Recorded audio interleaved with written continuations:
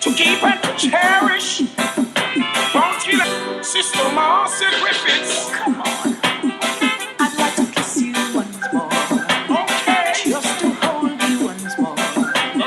Just to find out for sure if you must leave me now, my darling. Tell me now. I'd like to find out from you. Sing out. Why must you make me feel blue? Okay. I'd like to know what to do to my darling. Never leave my side. See you once more. Okay. Just to hold you once more. Just to find out for sure if you must leave me now, my darling. Tell me now. I'd like to find out must you make me feel good? What to do to make you feel alright, my darling. Never leave my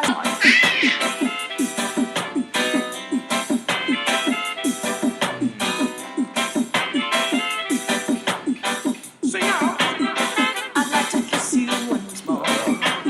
Just to hold you once more. Just to find out for sure if you must leave me now, my darling. Tell me now. I'd like to find out from you. Okay. Why must you make me feel blue? Sing out. I'd like to know what to do to make you feel alright, my darling. Never leave my side. I'd like to kiss you once more. Okay. Just to hold you once more. Sing out. Just to find out for sure if you must leave me now, my darling. Tell me now. I'd like to find out from you. Hey. Hello, Morgan. Can you hear me? Okay, now I'm hearing you. Yes. Hi, how are you doing? Yeah, pull her inside for me, please. Can you just keep her inside? Doing pretty for me, well on please? yourself. I'm good. Okay, yes, I'm seeing you moving. I have to, because we are still, I'm just recording it. Just give me a moment. Let's record. Oh, God, are you kidding me? Okay. All right, and we're about to go live. Welcome, Morgan. Yeah, you hearing me all right? Everything is good? Yeah, you're a bit choppy as well. Just a moment. I don't know why this just started up again. Hold on. I was giving some people something to listen to, so I decided. Right. Okay. Okay. Great. We are losing our connection. It's kind of intermittent. This happens. Forgive me, but it's fine. Please carry on. So your impetus for getting involved, was it the cannabis plant? It was because you got involved in the criminal justice system and you just felt you just had to become a part of moving the industry forward. What was your impetus for getting involved? I mean, I was clearly a fan of the plant, and then ended up being on the receiving end of the criminal justice arm of it. And one of the things is when I was going through the criminal justice process was that I mean, not only were the penalties associated with this plant just completely out of perspective with its relative harms, but also that people that looked like me were getting off much lighter than people that looked like you. Right. And the more I started researching it, the more I realized. And so it really made it long. Just a moment. I'm close to the street as well. Right on. So I mean, well, how was and so the NCA? Well, all right. Let's fast forward to today. We've had some very interesting developments in the industry recently. I don't know if you can still hear me. Are you hearing me? Our feed is having problems again. You're coming back. Just a moment, Jesus.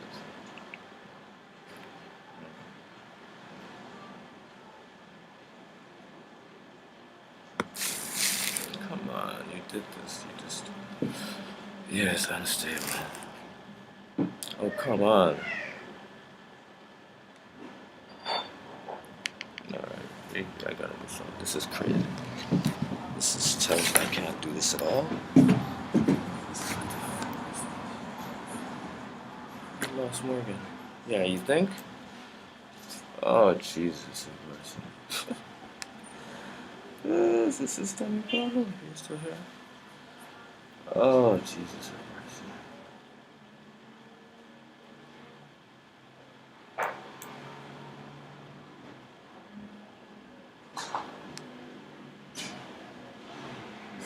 Hey, okay, we're back. Sorry, I gotta add me. Hi, we're back. Hi, yeah, okay, that's Jamaican internet for you. Very sorry about that. Um, Sorry, where were we? Yeah, we're just talking about today. Where the developments that happened today. I mean, it's we yeah, the industry has been tumultuous for a lot of people, in particular people of color. Um, that is, well, how is that being addressed? I mean, what is happening right now? Because there are the states. I mean, they're still looking. We'll get to the House vote and what the Senate might do shortly with federal decriminalization. But at the moment, it's kind of the way it's done, the states basically they have their own legislature, and a lot of them do have their social development or their social justice programs. I mean, how is that being rolled out? How involved is NCIA, and how does it work per state? I mean, do you have different branches in each state that would then I guess you know uh, petition for a specific cause? How does that work? I mean, is it only in line with the states? How does that work? NCIA primarily on changing federal law. We really don't have too much direct lobbying going on at the state level, although we do have a lot of our allied associations that do operate at the state level, and we do try to promote ideas of provide repairs for the harms caused by the war on drugs and provide for social equity within the cannabis industry. Unfortunately, most of the state and local programs that are currently in place aren't rolling out as effectively as we would like. We're hoping that other states will be learning from the mistakes that they've made, and as well as the people that are already working on these programs in states where they exist, and help to improve them over time so that they create a truly fair and representative industry. At the federal level, there are a number of issues that we do have to work with, including federal expungement, making sure that small businesses, particularly those owned by people of color and women, have access to small business administration loans, and making sure that we provide resources to help people that have been incarcerated or have been arrested and felt the collateral consequences of an arrest as opposed to possible. FBIA is working at the industry level to provide resources to people that are involved in state and local social equity programs, including complimentary initial membership at NCIA and starting a sponsorship program so that individuals and companies that are doing well in the industry can provide funds to support small businesses and people that have been most harmed by prohibition to be able to enter into the industry and to be able to thrive.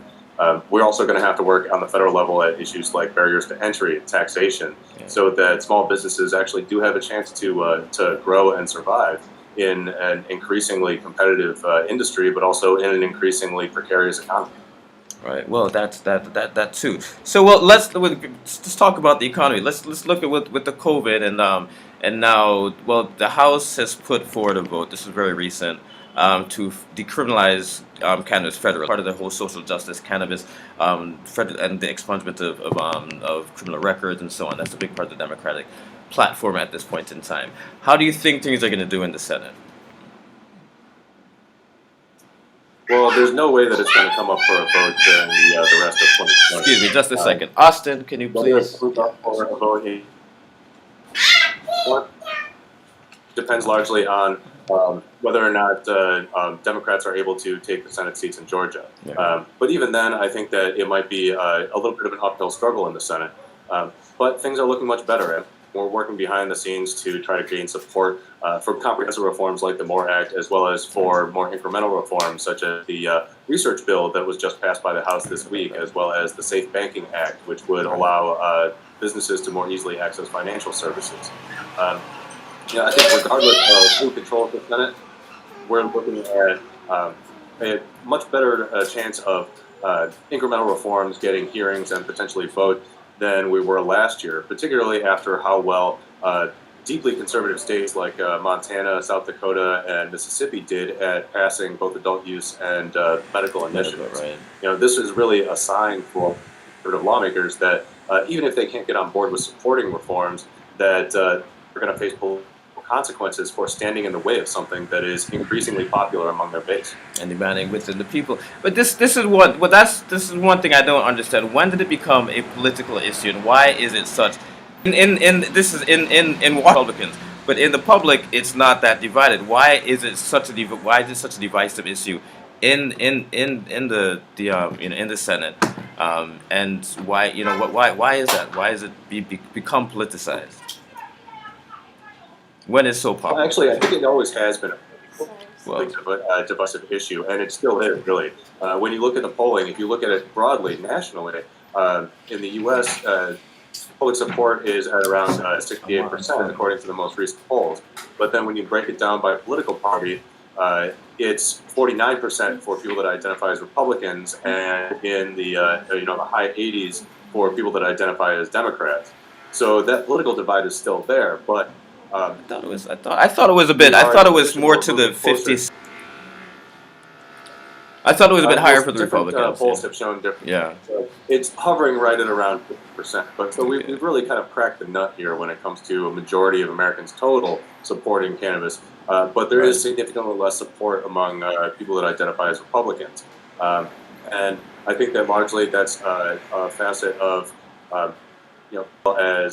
cultural differences. It's also a major factor with age differences. And I think that comes into play quite a bit when it comes to the Senate. Older Americans tend to be much less supportive of changing cannabis laws than younger Americans for a number of reasons. Familiarity with the issue, personal experience, etc. That is the largest Senate is growing still segment ultimately of youth right now. That is the largest growing segment of youth is the elder people 65 and older. They're now gravitating towards cannabis, ironically. But yeah, it's interesting. A strange irony, but I think that when it comes to political considerations in the Senate, you do have to look at age demographics in addition to just party affiliation. Right. So what do you think the next move is? I mean, from what I understand, I was reading an article I think published by NAACP some time ago, stating that basically once this term comes to an end, I think today, December 10th, if the Senate doesn't pass it, then it's pretty much dead. So it's going to have to be reintroduced in the next term of Senate, which will be obviously January. So what was the point of this move? Was it just was it base? Is it just a step forward for prohibition, the ending of prohibition? What strategically, what has it necessarily done? Well, I mean, it's definitely very important symbolically. This is the first time that either brought to a vote or approved a descheduling measure for cannabis since the Controlled Substance Act passed. But on a strategic level, it allows us to figure out exactly where individual lawmakers stand and determine which issues that they still have problems with. And so that helps forward in terms of federal lobbying. I think that it also puts added pressure on the Senate, because people are looking at their elected representatives and saying, oh, well, the House passed this. It's really popular among your constituents. Why isn't the Senate moving on it? Right. So it kind of gives them a little bit of added incentive to start addressing the issue, even if they're not ready to bring it to a full floor vote yet. At the very least, it creates a situation where there's a better chance of getting things like committee hearings and votes. So, I mean, I think it's definitely very important that this bill passed. That being said, with some late amendments, kind of defeat a little bit of the purpose of the bill in terms of social justice. Part of it being an allowance for federal regulators to be able to deny people that are applying for federal cannabis business licenses if they've had either a state or federal felony of any type. This is really problematic, really only perpetuates some of the harm caused by the war on drugs. And that's something that we hope that we'll be able to get taken out as continues to move forward. Past is probably not going to look like the legislation that eventually becomes law, and there are a lot of opportunities to improve just in both chambers going forward. All right, right on, awesome. Well, it's a brilliant step. It's a beautiful step. In Jamaica, we suffer from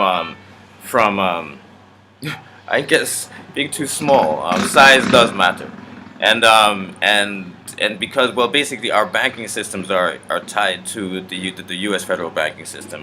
Their U.S. is our intermediary banking. So basically, all the banks here are scared that they're going to get their entire operation shut down if they engage in cannabis banking. So we can't even do banking locally here in Jamaica. So that's a huge restriction for us. That's what everyone's waiting on. One of the things people are waiting on for the U.S. Then of course it's the market, you know. But that's that. So I mean, when do you see? Well, now that we have we have a Democratic president halfway into the office. I won't. It's interesting things happening in the United States. I mean, do you think that this is the time? Well, we got him as well as Kamala Harris, who has been pushing for decriminalization. I don't know why I keep stumbling over that word. Do you think this is the time? I mean, what's the time frame that you think that something may? Well, again, of course, the Democrats may take the Senate in January, and it could be slightly smoother sailing. But given the fact that the odds are not necessarily in their favor, how do you think things are going to proceed, moving forward from here? I don't like predictions, but I think that we're going to see significant reforms over the next several years. Yeah. And there are some things that the Biden administration could do executively that I think would be improve status, aside from appointing more cannabis-friendly cabinet members and agency heads. A big thing that he could do is make sure to reinstate the Cole memo, which provides very strict guidelines about prosecutors not interfering with state adult use cannabis programs or legal businesses. Another really big movement would be to allow doctors in the Veterans Affairs system to be able to recommend cannabis to their patients legally without having to worry about punishment in legal. Another area of possible improvement would be changing policies in terms of immigration so that people that work in the cannabis industry in their home countries will no longer be banned in the United States, which has happened a lot in with Canadians and I've heard, quite a few Canadians have been banned. I heard that Bruce Linton always saying, "I can't go to America." It's like, okay, I'm sure they want your money, so they probably let him in, but that's another story. I mean, it's really ridiculous that this is even an issue. But even more ridiculous is that every single year, marijuana is in the top 5 reasons to trigger deportation proceedings. So, whether it's an arrest or simple usage, when people are trying to become U.S. citizens, it's still even admitting to occasional use is still considered to be a sign of, quote, low moral character and can prevent somebody from becoming a U.S. citizen. I mean, it's completely ridiculous. So that's something that the Biden administration could change executively. Right. There's some other smaller issues that might be able to be streamlined as well. But what we don't want to see is the Biden administration deciding to scheduling it, moving it down the schedule, because that would just create chaos between with current existing state systems, and it wouldn't do it. We're hoping for some of those incremental changes, but not all of them. This is really something that Congress needs to deal with directly and in a really comprehensive fashion. Right on. So what does because I've heard some arguments for federal decriminalization as legalization, because they're two different inferences. It means two different things. As well as even opening up. Again, I've heard that argument. What would federal legalization look like as opposed to federal decriminalization? I think interstate commerce and international commerce is really at the top.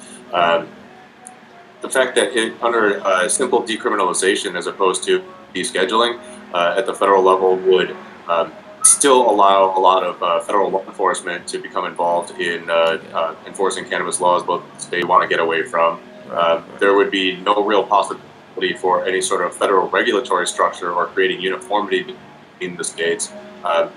There would still be existing state and federal bills that we've seen that simply allow the states to do what they want without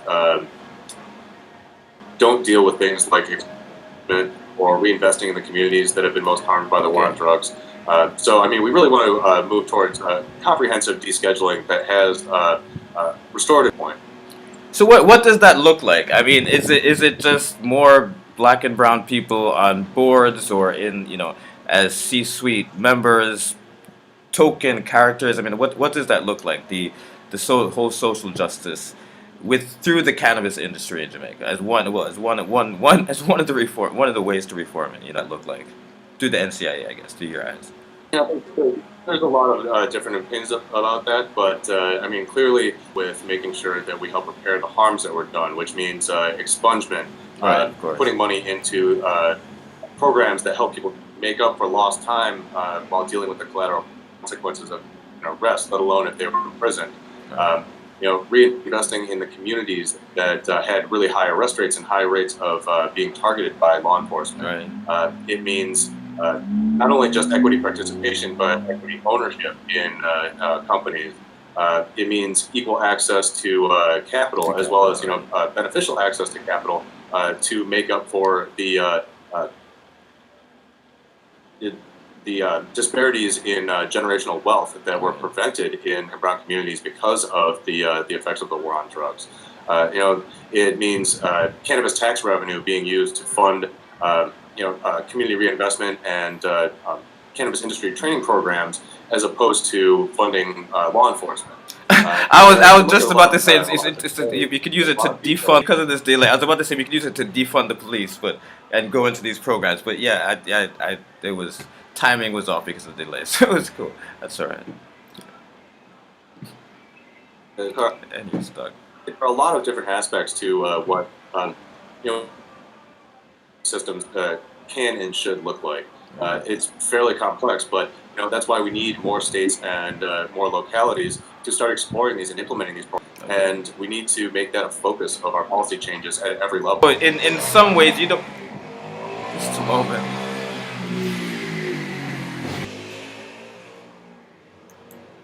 In some ways, you wouldn't want to move too fast then towards full scale across the board legalization. There are certain, I guess, milestones that should kind of be met before the onslaught of Wall Street and so on and so forth hit the industry. I mean, is that how I mean, is it? Yeah, I mean, put this if you know. I think as long as we put things into the laws immediately, passing them right away would be ideal. I mean, the number one thing that we need to worry about is people getting arrested. So we need to take care of that as soon. Implementation of these laws sometimes takes years, but we can stop arresting people now. And we can really work with both state, local, and federal governments to figure out the best way to implement, the best way to spend the tax dollars, the best way to provide licensing for these businesses, the best way to utilize or to increase participation and increase ownership. But we do need to stop arrest as soon as possible. So I think that that in many ways delaying that can actually allow the perfect to be the enemy of the good. Right.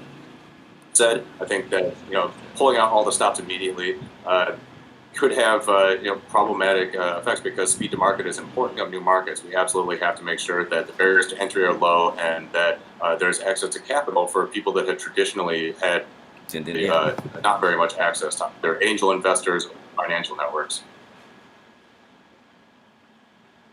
Right on. Well, I was about to ask and I forgot it. Just this. Right. Okay.